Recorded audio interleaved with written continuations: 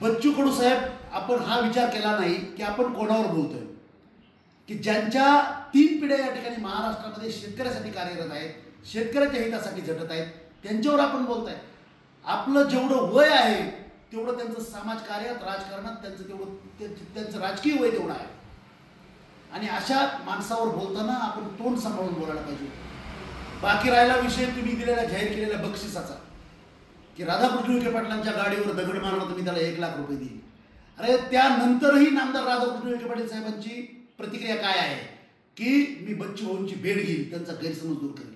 कारण ते एक संयमी नेते आहेत, सृजनशील नेते आहेत. महाराष्ट्रामध्ये कधीही त्यांनी वातावरण खराब होईल अशा पद्धतीचं वक्तव्य किंवा बेताल वक्तव्य कधी चुकूनही केलेलं नाही. परंतु तुम्ही जर या भाषेत बोलत असाल तर नामदार राधाकृष्ण विखे पाटलांचे कार्यकर्ते अहिल्यानगर जिल्ह्यामध्ये असे आहेत की तुमची गाडी फोडून तुमच्या तोंडाला काळ भासणाऱ्याला त्यांची गरज नाही, आम्ही 2 लाख रुपयाचं बक्षीस देऊ. आपण यापुढे बोलताना साहेबांविषयी आदरपूर्वक बोलावं.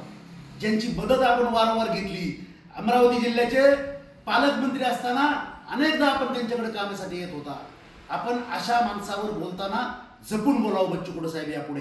अन्यथा अहिल्यानगर जिल्ह्यामध्ये राधाकृष्ण विखे पाटलांवर प्रेम करणारा आणि या ठिकाणी भारतीय जनता पार्टीवर प्रेम करणारा एवढा मोठा कार्यकर्त्याचा संच आहे की आपल्या अहिल्यानगर जिल्ह्यात पाऊल टाकणं आपल्याला मुश्किल करून टाकतं.